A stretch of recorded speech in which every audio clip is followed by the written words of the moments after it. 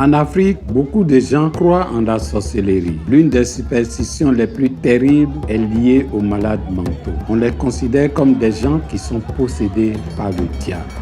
Dans les villages, on les enchaîne. On voit ces gens dans les villes, des fois tout nus, qui fouillent la poubelle pour chercher leur nourriture. Moi aussi, je considérais les malades mentaux comme possédés jusqu'au moment où j'ai perdu mon business. J'étais déprimé et j'étais prêt de me suicider.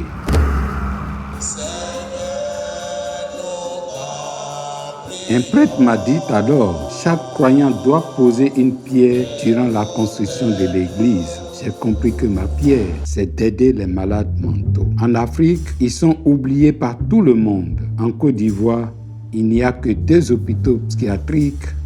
Au Bénin, il n'y a qu'un. Jusqu'à aujourd'hui, dans les hôpitaux publics, vous n'avez pas d'argent, impossible. Ce n'est pas les malades mentaux seulement, c'est tous les centres de santé. On traitait les malades d'abord dans une petite chapelle à l'intérieur de l'hôpital de Bouaké. Bien sûr, avec l'aide d'un psychiatre qui prescrivait des médicaments pour nos patients. Ainsi est née l'association Saint-Camille et 2 ans plus tard, nous avons déjà ouvert notre premier grand centre.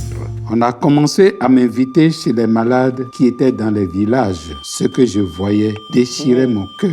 Un malade était bloqué au sol, tout comme Jésus. Il était totalement pourri. La maladie mentale représente beaucoup de honte pour les parents. Vous pouvez rentrer dans un village, le malade est enchaîné dans la maison, mais personne du village n'est au courant.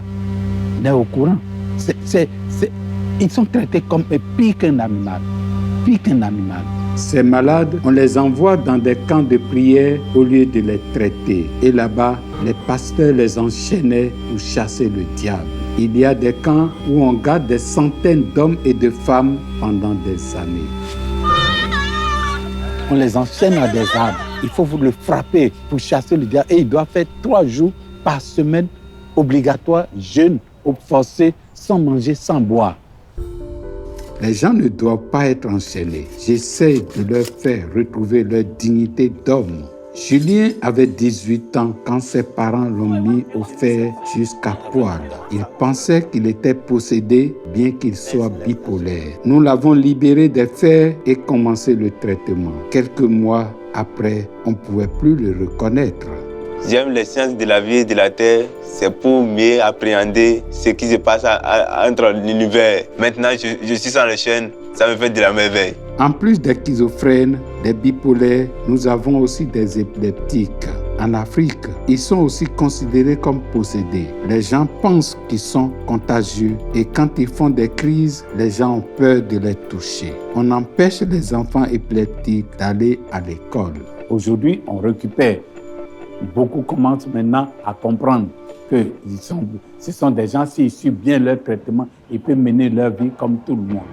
Aujourd'hui, on a déjà 11 centres dans plusieurs pays. Nous avons aussi 7 centres de réinsertion où les malades peuvent travailler et être utiles. Raymond aussi était enchaîné à l'époque et maintenant il est boulanger dans une de nos boulangeries. Nous avons des centres où presque tout notre personnel, ce sont nos anciens patients. Julien, par exemple, a été formé par des psychiatres français et maintenant il reçoit d'autres malades. J'ai contribué, j'ai fait quelque chose pour l'établissement, soit dans les soins, et l'aide, en fait, tout ça là. Ça me réjouit au jour le jour. Je me sens motivé au jour le jour et c'est comme ça.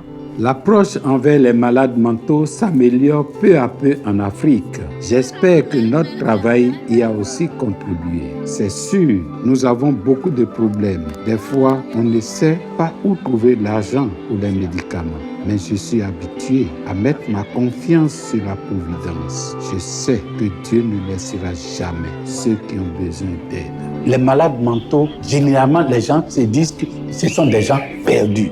Ils ne peuvent plus rien faire. Donc, lorsqu'ils arrivent, en plus des médicaments, ils voient des gens qui les considèrent, qui les aiment, mais sachant tout en eux. C'est ça là qui est la différence à Saint-Camille. Et c'est pourquoi, c'est un évêque d'ailleurs qui a dit, la Saint-Camille, c'est 100 oasis d'amour.